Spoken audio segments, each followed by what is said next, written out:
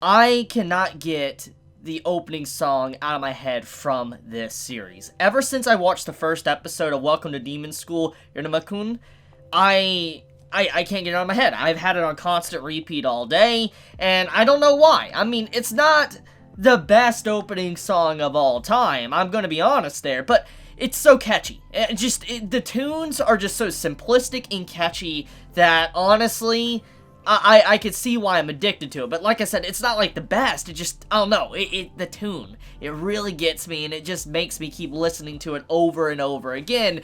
And honestly, just the opening song alone of this series, before I get into anything, it really gives you this cheerful, happy atmosphere that just, like, I really enjoy. It's something you really love to see the first thing you wake up or whatever, or when you're wanting to watch something, it gives you a nice, good feeling. That's kind of what the show is. But, okay, I've gotten a little bit off topic, but also I've kind of not explained what's going on here. So, Welcome to Demon School, Iruma Kun is a new series that came out today for Fall of Anime 2019, and it is, as you see from the title, it is about demons. Now, I want to be just straight up, okay? I've been interested to start this series since I saw it on the live chart. And the reason why is because it seemed very different, but also same to a series that I kind of like, which is Rosario Vampire. Now, I know if you know about Rosario Vampire, then most likely you probably know about some of the things it has within it, which is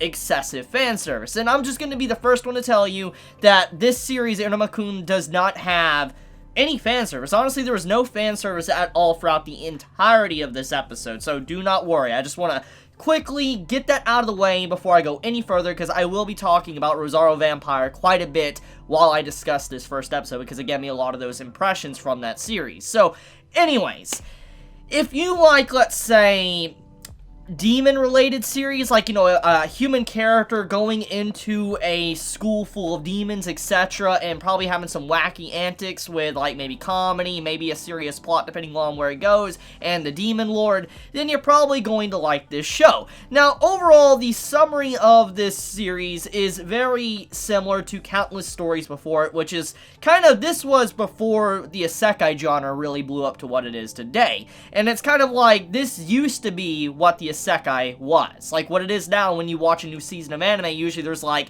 10 to 15 different isekai series, but in the past, there was a lot of shows that was like this, Iruma Kun, that had a bunch of, you know, human characters going to different places, surrounded by demons, and, you know, becoming very powerful, or he was the weak individual, or she was the weak individual. Usually something like this was common in the past. It's been a while since I actually sat down and watched a series like this, and I really did enjoy this first episode. So, to get right into it, the comparisons, if you like Rosario Vampire, like the setting of Rosario Vampire with how the MC of it, you know, basically was in a school full of demons and it could get him into, you know, trouble and stuff, that's basically what we have going on here with Iruma Kun, is that he is surrounded by demons, and if he makes one misstep, obviously his life is forfeit. And so if you like that type of tension throughout the series, then, like I said, this is also something for you.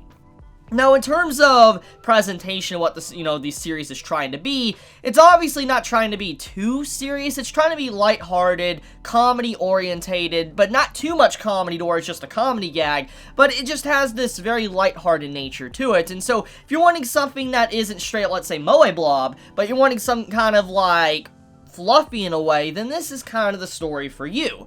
Now, one of the things I do want to point out is there is a lot of attention to detail to the MC, Iruma, and kind of how he interacts with the world around him, and there's a lot of good characterization given throughout this first episode for me to kind of fully understand what type of individual he is, and if I would like his character. So, to get right into the MC. The MC, Iruma, obviously title's named after him. Iruma is someone that is an average human that is at the age of 14, and his parents are basically deadbeats. And so because of that, he has to do odd jobs and all that, do crazy stuff to be able to make money, to be able to support himself, but also his family. And so that's basically where the episode starts off. He's having a rough time, a rough life, because his parents really have not proven that they're really worthy of being parents. They're not good people, and he's showing that he's on a higher level of maturity than his own parents at the age of 14. scene. So right off the bat, we know that the character is very mature. He's able to work and deal with his own ways of, handling money, but also he has a kind heart to even care for his parents, even though what they have done for him, and they were obviously, or were using him the entire time, even if he is aware of it. So he's not dumb, so to say. He has character flaws, but he is someone that is very mature. Now, speaking of his character flaws, he's someone that has a very big weakness, and that is he cannot say no. Now, this seems like something relatively easy to overcome. I think many have probably faced a situation in their life to where they've had to say no to something, and, they've gone on with their day. They don't think 2 seconds about it. They're like, okay, move on. But the thing is, there is individuals out there that do have a hard time with saying no to things, depending on their upbringing, depending on what type of personality have, etc. It can be hard sometimes to deny someone if they're really asking kindly. Like if someone walks up to you and is like, could you please help me out, and they're begging and all that, sometimes your moral conscience will get in the way and you're like, okay, I'll help you out, sure, even if it puts you at a disadvantage and it hurts you financially or whatever. Usually you want to help someone out, and that's kind of what Iruma Kun is like. He is someone that obviously, if someone asks him and says, please, I beg of you, etc., he won't say no to them and he'll help them out, which leads him into countless situations he got in prior to the series beginning, is that every time that someone, kind of wanted to get rid of their job, like, hey, can you do this for me? Can you please do this for me? He would do it for him. He was always being taken advantage of, and even the premise of the story, technically, he has been taken advantage of, because his parents literally sold him to a devil for money, which messed up. I'm not even going to get any further than that, because there was no clarification. The only thing we need to really get from that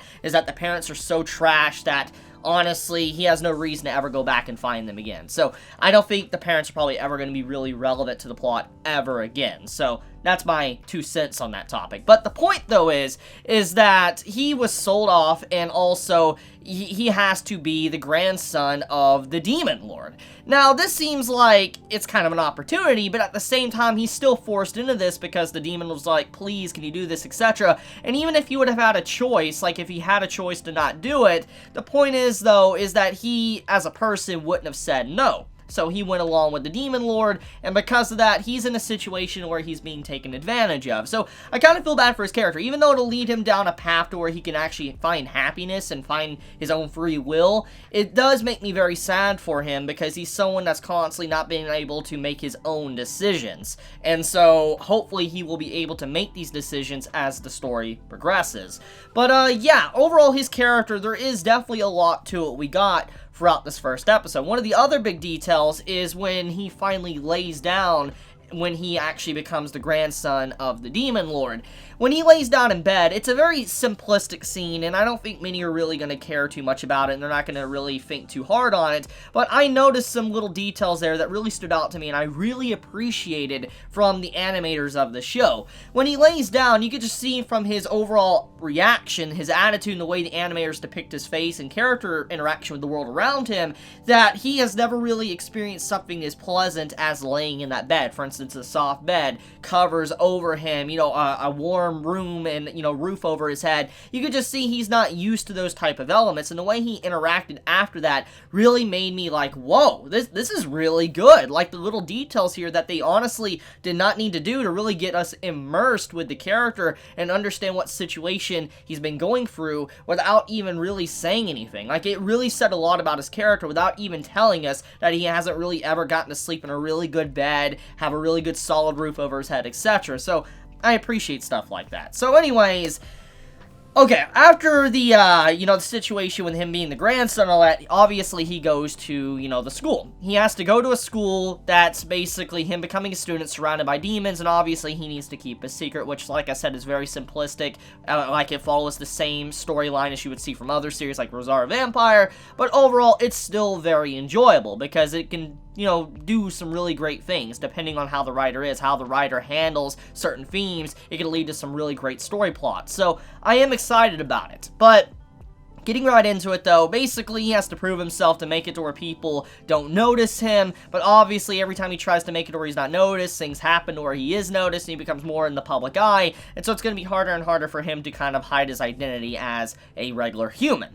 And so I do think that it's really cool just to see the little interactions he had, the comedy that was thrown in, and it's just an enjoyable first episode. Now there is another character introduced in the episode that's called Asmodeus. Now this individual I kind of know about. Now I don't know him as a character within this story, I just know Asmodeus as a god, or one of the devils. One of the devils that is like, you know, a part of the 9 circles of hell, or the individual that's basically the prince of demons. That's kind of what Asmodeus is. And so, seeing the name mentioned, it makes me think that this character is definitely a very high pedigree. For instance, someone, besides just being like the head student, he's probably someone that is linked to some royal blood, etc., that's linked to the Demon King. So just having a name like that is very important. And so there is definitely going to be some mythological references within this story, which I'm very excited about, because I've said my piece many times on this topic. I love mythology, and so when I hear anything like, you know, Asmodeus, or,